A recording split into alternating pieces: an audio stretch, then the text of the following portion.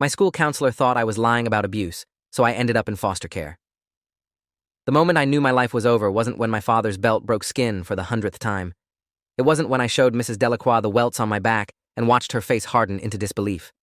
It was 3 weeks later, sitting in the back of a state-issued Chevrolet Impala, watching my childhood home shrink in the rearview mirror, while a woman I'd met 45 minutes earlier explained that I'd be staying with a nice family until things got sorted out. I was 14 years old, and I had just learned the most important lesson of my life. Telling the truth doesn't mean anyone will believe you. In fact, sometimes the truth is exactly what destroys you. The social worker's name was Ms. Okonkwo, and she kept glancing at me in the mirror with this expression I'd come to know well over the following months. It was pity mixed with suspicion, like she couldn't decide whether I was a victim or a liar. I'd see that look on a lot of faces: teachers, lawyers, foster parents, even the judge who eventually sealed my fate with a single signature. But I'm getting ahead of myself. To understand how a kid trying to escape abuse ended up being punished for reporting it, you need to understand where I came from and why I trusted the one person who should have helped me. I'd been a straight-A student at Westbrook Middle School for 2 years when this nightmare started. My name is Ethan Reyes, and until 8th grade, I was the kind of kid teachers loved. Quiet, respectful, turned in every assignment on time, never caused problems. What they didn't know was that my good behavior wasn't ambition or discipline. It was survival. My father, Raymond Reyes, was a respected accountant at a mid-sized firm downtown. He wore pressed shirts, drove a clean Toyota Camry, and shook hands firmly at parent-teacher conferences. Neighbors called him Ray and borrowed his lawnmower. Nobody saw what happened behind our front door once it closed. My mother had left when I was 6, and I learned early not to ask about her. The one time I did, I couldn't sit comfortably for a week. After that, she became a ghost. I learned to stop mourning. My father's rules were simple and absolute: maintain appearances, excel academically, never speak about family matters to outsiders. Breaking any rule meant consequences. The belt was his preferred tool, but he was creative when he needed to be. Ice baths for cooling down after I showed emotion. Standing in the corner of the garage for hours in winter because I'd forgotten to take out the trash. Once, when I was 12, he made me hold a dictionary above my head for 3 hours because I'd gotten a B+ on a history test. The abuse followed a pattern I could almost predict. Mondays and Thursdays were the most dangerous because those were the days he reviewed my schoolwork. Weekends were unpredictable, depending on whether he'd been drinking. I learned to read his moods the way meteorologists read weather systems, always watching for signs of the coming storm. I knew that when his jaw tightened a certain way, I needed to disappear. When he started drumming his fingers on the kitchen table, I should already be in my room with the door locked. Not that locks ever stopped him. He had keys to every door in the house, and using them was just another form of control. "Privacy is earned," he'd say, standing in my doorway at midnight for no reason other than to remind me I had none. I developed insomnia by age 11. I taught myself to sleep lightly, to wake at the slightest creak of the floorboards. My body learned to survive before my mind understood what survival meant. By 8th grade, I had a collection of scars I'd gotten skilled at hiding. Long sleeves in summer, careful excuses about sports injuries I never actually sustained, a rehearsed laugh when anyone got too close to asking the right questions. Mrs. Delacroix had been the school counselor at Westbrook for 16 years. She had a wall full of certificates and a reputation for being the kind of adult kids could trust. I'd heard other students talk about how she'd helped them through divorces, bullying, even a few situations involving abuse at home. Her office had a couch with soft pillows and a bowl of butterscotch candies on her desk. When she looked at you, she really seemed to listen. Or at least, that's what I thought before I became the exception to her compassion. It was early October, 3 weeks into 8th grade, when everything started to unravel. We'd had a substitute PE teacher that day, someone who didn't know the rules I'd established with Coach Yamamoto about changing in the private bathroom stall. The substitute insisted everyone change in the open locker room. "No special treatment," he'd said. I tried to angle my body toward the corner, but another student, Kevin Ostrowski, saw the marks on my back before I could pull my shirt down. His eyes went wide. "Dude, what happened to you?"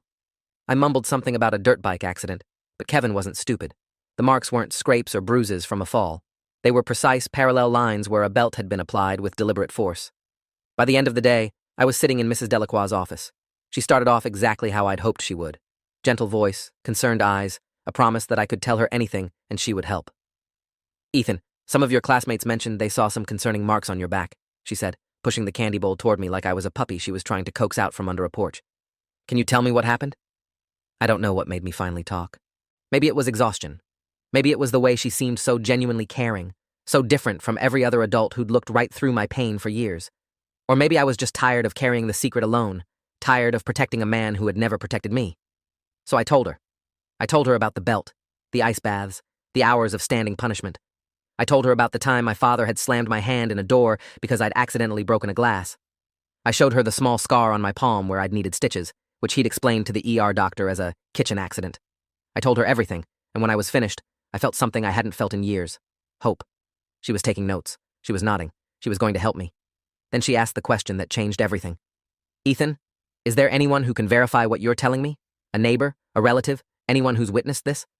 I felt the hope begin to drain. The problem with my father was his perfection. He never left witnesses.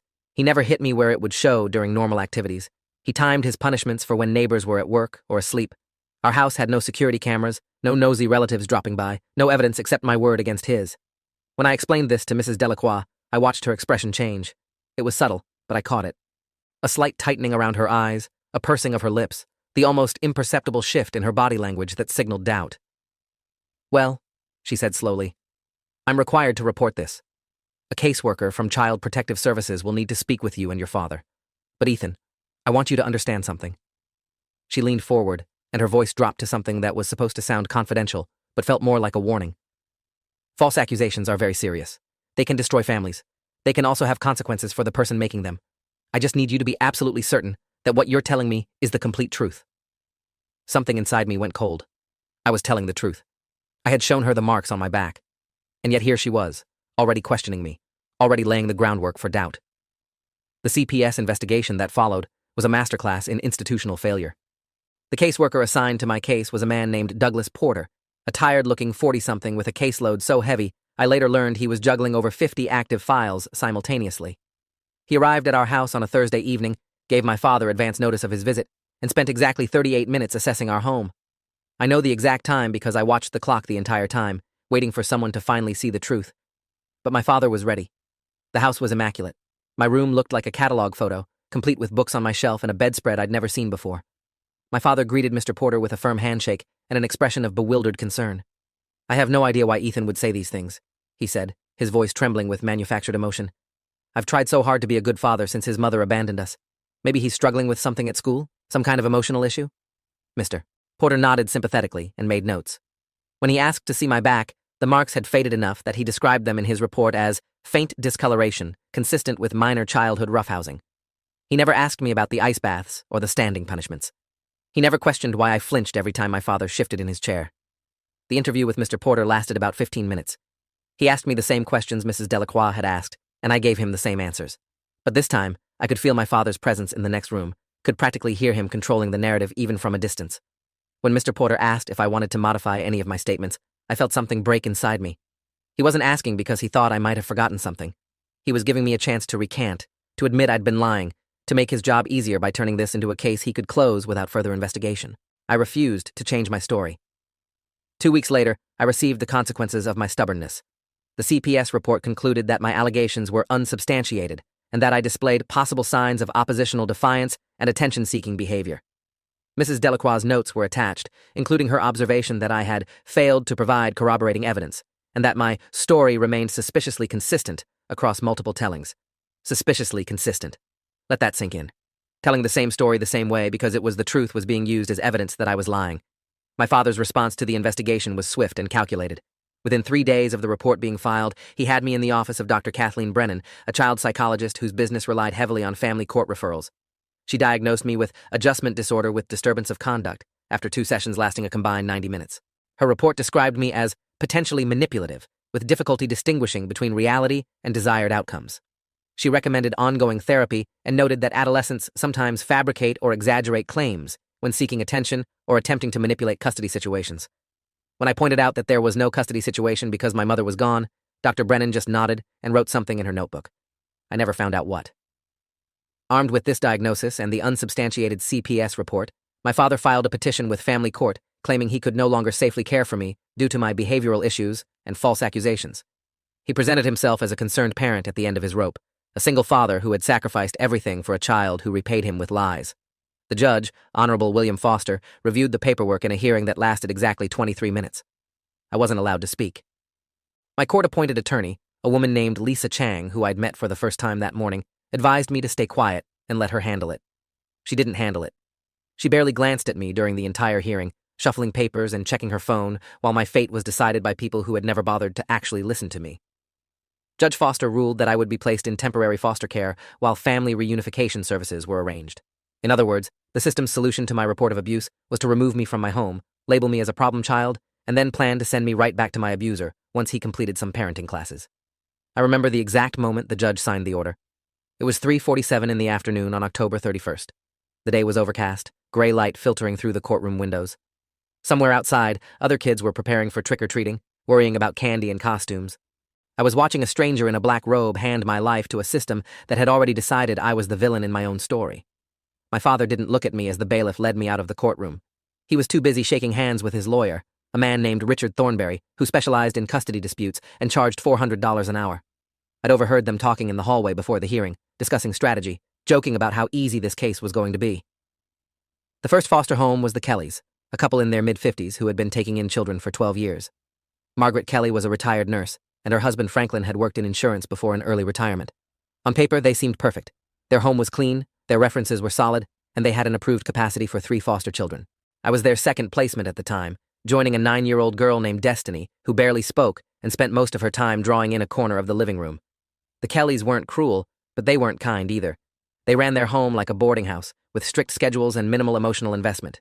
Breakfast at 7, dinner at 6, lights out at 9, no television on weeknights, chores assigned by a rotating chart on the refrigerator. Mrs. Kelly called me the new one for the first 3 weeks, as if learning my name wasn't worth the effort until she was sure I'd stick around. I slept in a room that had clearly been decorated for a much younger child, with faded dinosaur wallpaper and a twin bed that sagged in the middle. My belongings fit in a single garbage bag that the social worker had helped me pack before leaving my father's house.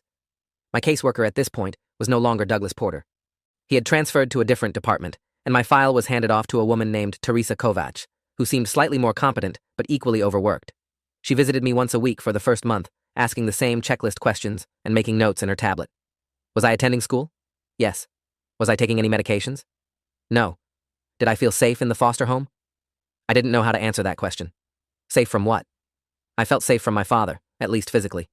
But I also felt like I was drowning, like every day was just another step toward being sent back to him once the system decided I'd been sufficiently stabilized. The school situation was its own nightmare. I'd been transferred to a new school in the Kellys district, which meant leaving behind the few acquaintances I'd had at Westbrook.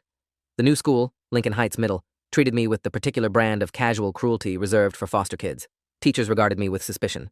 Classmates knew I was in the system because the school counselor, apparently unaware of confidentiality, had mentioned it to a student aide who spread it through the gossip network within hours. I developed a new survival strategy: invisibility. I stopped raising my hand in class, stopped making eye contact in the hallways, stopped trying to connect with anyone. My grades, which had always been excellent, began to slip. Not because I couldn't do the work, but because I no longer saw the point. What was I achieving good grades for? A future that felt like it had already been stolen from me? An escape route that kept getting pulled further away? My father, meanwhile, was playing his role perfectly. He attended his court-ordered parenting classes, submitted to random home visits, and sent me letters through the system's official channels. The letters were masterpieces of manipulation. Dear Ethan, I'm so sorry for whatever I did to make you feel like you had to say those things. I'm working hard to be a better father. I love you, and I can't wait until we can be a family again. The letters were reviewed by my caseworker, who noted them as evidence of his commitment to reunification. No one saw them for what they really were: a predator biding his time, performing contrition while planning his next move. I kept every letter in a folder under my mattress, not because they meant anything to me, but because I needed to remember what I was up against. The turning point came about 3 months into my placement with the Kellys. I was in the kitchen doing dishes after dinner when Franklin Kelly came in to get a beer from the refrigerator. He stood behind me for a moment, not saying anything, and I felt every muscle in my body tense in recognition. I knew that feeling. That presence of someone standing too close, waiting for something. You know, he said quietly, Margaret thinks you're doing better, but I'm not so sure. His hand landed on my shoulder, and I went absolutely still. It wasn't a threatening touch, not yet, but it was familiar in a way that made my stomach drop. I knew what was coming. I had learned to recognize the preamble to abuse the way other kids learn to recognize the signs of an approaching storm. You're a good-looking kid, he continued, his voice dropping even lower. Probably too pretty for your own good. That's probably why you made up those stories about your dad. Wanted attention. I didn't move. I barely breathed. This was a test, I told myself. Maybe I was misreading the situation. Maybe he was just being awkward. But when his hand slid from my shoulder down to the small of my back, I knew. I didn't sleep that night. I lay in my sagging bed with the dinosaur wallpaper, staring at the ceiling and trying to figure out what to do. If I reported Franklin Kelly, what would happen? the same thing that happened when I reported my father. No one would believe me. I'd be labeled as a serial accuser, a kid who made up stories about every adult male in his life. Dr. Brennan's diagnosis would be confirmed. I'd be sent somewhere worse, probably a group home for troubled youth, where I'd be warehoused until I aged out of the system. But if I stayed silent, I knew what would happen. Franklin would push further. Men like him always did. They tested boundaries, waited for resistance, and when none came, they took what they wanted. I was 14 years old, alone in a system that had already decided I was a liar, and I was facing the same impossible choice that countless foster kids face every single day: suffer in silence or speak up and be punished for it. The next morning, I made my decision. I packed my garbage bag, waited until the Kellys were both in the kitchen eating breakfast, and walked out the front door. I didn't leave a note. I didn't say goodbye to Destiny, though I felt guilty about leaving her there. I just walked until I couldn't see the house anymore. Running from a foster placement is a serious offense. I knew that. But I also knew that staying in that house was not something I could survive. I walked for about 3 miles before a police cruiser pulled up beside me. The officer who stepped out was a woman named Sergeant Diana Cortez, a 15-year veteran of the force who specialized in youth services. She didn't handcuff me or lecture me or treat me like a criminal. She bought me a breakfast sandwich from a gas station and sat with me in the cruiser while I ate it, not asking questions, just waiting. Finally, she said, "You want to tell me why you're walking down a highway at 7 in the morning with a garbage bag full of clothes?" I told her about Franklin Kelly. I told her about the way he touched me, the things he said. I told her about my father, about Mrs. Delacroix, about the CPS investigation that went nowhere, about the psychologist who labeled me a liar without ever actually listening. Sergeant Cortez took notes. When I finished, she was quiet for a long moment. Then she said something no adult had ever said to me before. "I believe you." Those 3 words hit me harder than my father's belt ever had. I started crying, something I hadn't allowed myself to do in years, and Sergeant Cortez just sat there, letting me fall apart in the passenger seat of her cruiser without trying to fix it or rush me along. Sergeant Cortez drove me to the station, where she made a series of phone calls that would eventually change everything. She contacted my caseworker, Teresa Kovacs, and demanded an emergency placement review. She filed a formal report about Franklin Kelly, including my allegations and her own observations about my demeanor. Most importantly, she connected me with someone who would become the first real advocate I'd ever had, a child welfare attorney named David Okonkwo. David was 34 years old, a former foster kid himself, and he worked for a nonprofit legal organization that specialized in representing children in the foster care system. When he walked into the interview room where I'd been waiting for 4 hours, he didn't shake my hand or introduce himself with a title. He just sat down across from me and said, "I've read your file. You've been failed by every adult who was supposed to help you. That stops today." I didn't know whether to laugh or cry, so I did neither. I just stared at him, waiting for the catch, waiting for him to reveal that he was just like all the others. But David Okonkwo was different. Over the next several weeks, David dismantled my case piece by piece. He obtained the original CPS report and highlighted every procedural violation. The advance notice given to my father before the home visit, the inadequate interview time with me, the failure to photograph my injuries or consult with medical professionals. He subpoenaed Dr. Brennan's records and discovered that she had been sanctioned twice by the state licensing board for questionable diagnoses in custody disputes. He interviewed the substitute PE teacher who had first exposed my injuries and got a sworn statement confirming that the marks on my back were consistent with deliberate physical abuse, not childhood roughhousing. He tracked down a former colleague of my father's who had witnessed him lose his temper at a work event and make threatening comments about discipline at home. Most crucially, David found my mother. Her name was Elena Reyes, and she hadn't abandoned me. She had been forced out by my father, who had threatened to kill her if she ever tried to contact me. She had been living in Arizona for 8 years, working as a hotel manager, attending therapy, and waiting for an opportunity to find me again. When David told me this, I couldn't process it. My entire childhood had been built on the lie that my mother had chosen to leave me, that I was unworthy of her love. That lie had been another form of my father's abuse, and David had just shattered it. While David was building my case, Sergeant Cortez was conducting her own investigation into Franklin Kelly. She discovered that he had a previous complaint filed against him by a former foster child, a complaint that had been dismissed due to insufficient evidence. She interviewed that child, now a 19-year-old woman named Mia Vasquez, who described experiences almost identical to mine: the lingering touches, the inappropriate comments, the gradual escalation that had only stopped when she aged out of the system and escaped. Mia had never reported the abuse because she knew no one would believe her. She was a foster kid with a troubled history, and Franklin Kelly was a respected member of the community. But she agreed to give a statement now, and her testimony corroborated my allegations in ways that couldn't be dismissed as coincidence. The investigation expanded. Sergeant Cortez brought in 2 other detectives, and together they built a case against Franklin Kelly that would eventually result in his arrest for child endangerment and sexual abuse. He was taken into custody on a Thursday morning, exactly 4 months after I had walked out of his house with a garbage bag full of clothes. Mrs. Delacroix was next. David filed a formal complaint with the school district, documenting her failure to properly investigate my abuse allegations and her prejudicial notes that had been used to discredit me in family court. The complaint triggered an internal investigation that revealed a pattern of similar behavior. Other students who had reported abuse and been subtly discouraged or disbelieved, other cases where her notes had been used by accused parents to avoid consequences. The school board placed her on administrative leave pending a full review, and the local newspaper picked up the story. The headline read, "School counselor accused of failing multiple abuse victims. Mrs. Delacroix hired a lawyer and gave a statement claiming she had always followed proper protocols, that she was being unfairly targeted by disgruntled former students." But the evidence spoke louder than her excuses. 6 other families came forward with similar experiences, and the school district eventually settled with them for undisclosed amounts. Mrs. Delacroix resigned rather than face termination. Last I heard, she was working at a private tutoring center in another state, her 16-year career in school counseling reduced to ashes. My father's turn came in the spring. Armed with the evidence David had gathered, the district attorney's office reopened the investigation into my abuse allegations. This time, the investigation was handled by Detective Marcus Webb, a 22-year veteran of the Special Victims Unit who specialized in child abuse cases. Detective Webb conducted a thorough examination of my medical records and found documentation of multiple injuries over the years that my father had explained away as accidents. A broken wrist when I was 9, attributed to falling off my bike. A burn on my arm at 11, blamed on a cooking mishap. A pattern of bruises and abrasions that, when viewed together, painted a picture of systematic physical abuse. Detective Webb also obtained phone records that showed my father had made multiple calls to Dr. Brennan before and after her evaluation of me, calls that violated professional ethics and suggested a coordinated effort to discredit me. Dr. Brennan's license was subsequently suspended pending investigation. But the most damaging evidence came from an unexpected source: my father's girlfriend. Her name was Catherine Monroe, and she had been dating my father for about 6 months at the time of his arrest. Catherine was a school teacher, a kind woman who had no idea about my father's history when she started seeing him. She came forward after reading about the investigation in the newspaper, troubled by things she had witnessed but had initially dismissed. She described an evening when my father had drunk too much wine and made comments about how children needed firm discipline to build character. She described finding a box in his closet containing a collection of belts, some with stains that she now suspected were blood. Most importantly, she provided the one piece of evidence that finally broke the case wide open: a recording she had made on her phone during an argument with my father, an argument in which he had admitted to hitting me and justified it as necessary correction. The recording was authenticated by forensic audio experts and entered into evidence. My father was arrested on multiple counts of aggravated child abuse and endangerment.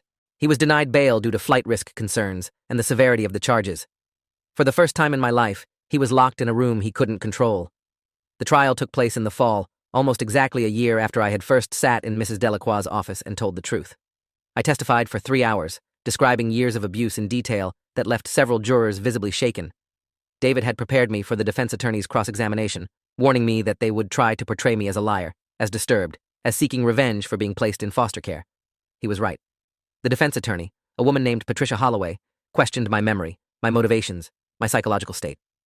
She brought up Dr. Brennan's diagnosis and suggested that I was exactly the kind of troubled teen who would fabricate stories for attention.